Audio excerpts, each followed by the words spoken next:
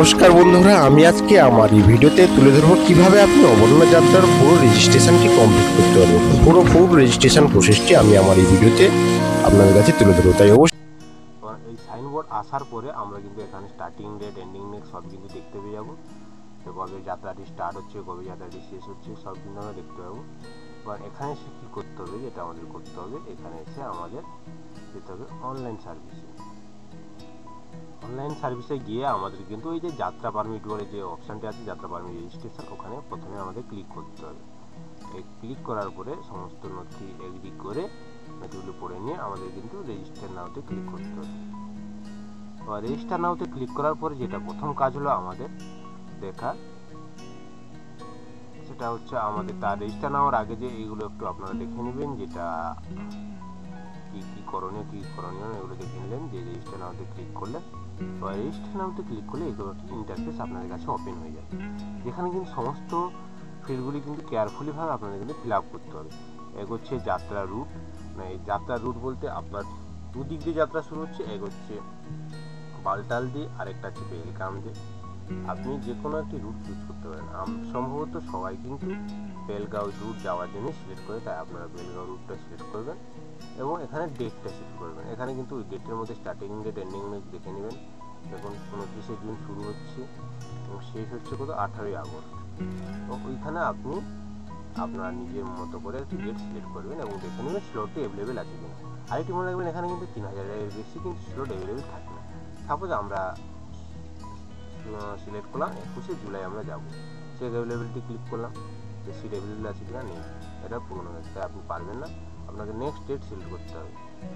আমরা 22 তারিখ সিলেক্ট করলাম, অ্যাভেলেবিলিটি 22 তারিখও 0 দেখাচ্ছে, 22 তারিখ নেই। 23 তারিখ করলাম, 23 তারিখ, সাপোজ 23 তারিখ করলাম, দিয়ে তারপরে 23 তারিখ কিন্তু আছে, 1965টি অ্যাভেলেবেল আছে। তাহলে আপনাদের এখানে যা যেটি করতে হবে, এখানে নাম দিতে হবে। আপনি নাম দিয়ে পুরো ফিল্ডটি ভালোভাবে পূরণ করবেন। হ্যাঁ, এখানে বলে রাখি, এখানে সবসময় কিন্তু আপনি ক্যাপিটালে দেওয়ার চেষ্টা করবেন নামটি। রাজেশ, আমি একজনের নাম দিলাম রাজেশ দাস, আমার নাম Haripada Das, male, date of birth, এগুলো কিন্তু খুব কেয়ারফুলি পূরণ করবেন, কারণ একবার যদি আপনি ভুল করে এখানে দিয়ে দেন না, ওটা কিন্তু আর এডিট করা যাবে না, ঠিক আছে। 2004। এবার এখানে আপনি মোবাইল নাম্বারটি দিয়ে দিবেন। মোবাইল নাম্বারের পরে এখানে আপনি ইমার্জেন্সি নাম্বার দিতে পারেন, নাও দিতে পারেন। এখানে আপনার মেলটিও দেবেন, মেলটিও দেবেন, রেজিস্টার মেল দিলেন। এখানে আধার কার্ডের নাম্বারটা কেয়ারফুলি দিয়ে দিবেন, আধার কার্ডের নাম্বারটা কিন্তু লাগবে। এখানে আপনি আপনার ডিস্ট্রিক্ট সিলেক্ট করলেন, স্টেট সিলেক্ট করলেন, স্টেট সিলেক্ট করলেন, আমাদের ওয়েস্ট বেঙ্গল। আপনি ডিস্ট্রিক্ট সিলেক্ট করলেন, আপনার name of the next of কিন, মানে আপনার যে কোনো আত্মীয়ের নাম দিলেই হবে, বাবা, মা, ভাই, বোন, স্ত্রী, যার নাম দিলেও হবে। আপনি আপনার স্ত্রীর নাম দিলেন।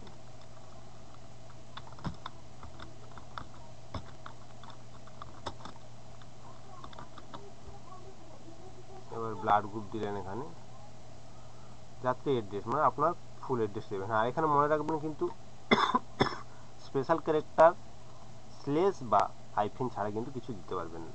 দেখুন এখানে ধরুন ভিলেজ, এখানে দিয়ে কিন্তু এইভাবে দিলে কিন্তু আপনাকে নিচে কিন্তু দেখিয়ে দিবে, দেখুন দেখা যাচ্ছে no special character except select and dash, তাই আপনাকে কিন্তু ড্যাশ দেওয়ার চেষ্টা করতে হবে। হুগলি,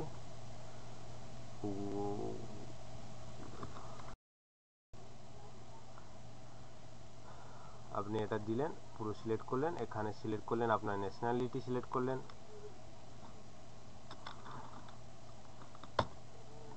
ইন্ডিয়ান, এখানে চলে আসবে, ইন্ডিয়ান সিলেক্ট করলেন। যা আপনার ন্যাশনালিটি ওটা সিলেক্ট করলেন।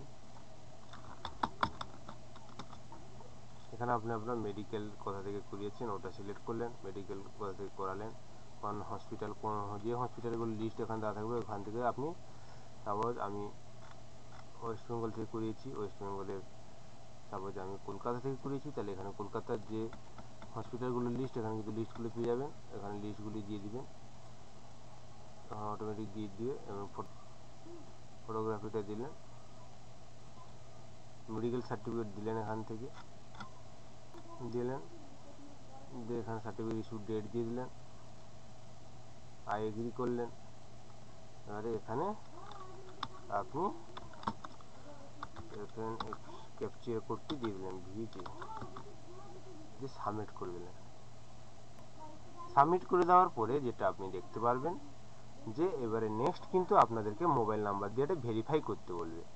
আপনি কিন্তু ভেরিফাই করে নিলে কিন্তু আপনার যাত্রা পারমিটের একটি মেসেজ আপনি আপনার মেলে পেয়ে যাবেন, এবং মেলে মেসেজ পেয়ে যাওয়ার পরে কিন্তু আপনাকে যেটা করতে হবে ওটা ওয়েট করে থাকতে হবে, 48 ঘন্টার মধ্যে কিন্তু আপনি আবার কনফার্মেশন মেল পাবেন যে আপনার যাত্রা ট্রিপটি সাকসেসফুলি অ্যাপ্রুভ করা হলো। তখন অ্যাপ্রুভ করা হলে কিন্তু তারপরে আপনি কিন্তু পেমেন্ট করে, এই যে নেক্সট অপশানটা যেটা খুললে বেরোচ্ছিল পেমেন্টের অপশান, ওইখানে কিন্তু পেমেন্ট করে কিন্তু আপনি যাত্রা পারমিটটি ডাউনলোড করতে পারবেন। ওইভাবে যাত্রা ভেরিফিকেশান, অর্থাৎ প্রথমে রেজিস্ট্রেশন কমপ্লিট করার পরে এখানে কিন্তু উপরে আপনার যাত্রা ট্রিপটি যখন মেল আসবে কনফার্ম হয়ে যাবে, তখন আপনি এই মেক পেমেন্ট, এই যে অপশানে আছে এখানে মেক পেমেন্ট এসে কিন্তু পেমেন্ট ওই যাত্রা অ্যাপ্লিকেশন নাম্বারটি, মোবাইল নাম্বারটি দিয়ে পেমেন্ট করলে কিন্তু আপনি যাত্রা পারমিটটি ডাউনলোড করতে পারবেন। এটা হচ্ছে ফুল রেজিস্ট্রেশন প্রসেস। এইভাবে কিন্তু আপনি অমরনাথ যাত্রা পুরো রেজিস্ট্রেশনটি কমপ্লিট করতে পারবেন। অবশ্যই যদি কোনো রেজিস্ট্রেশনের যদি কোনো প্রবলেম হয় অবশ্যই আমাকে ভিডিওতে কমেন্ট করবেন।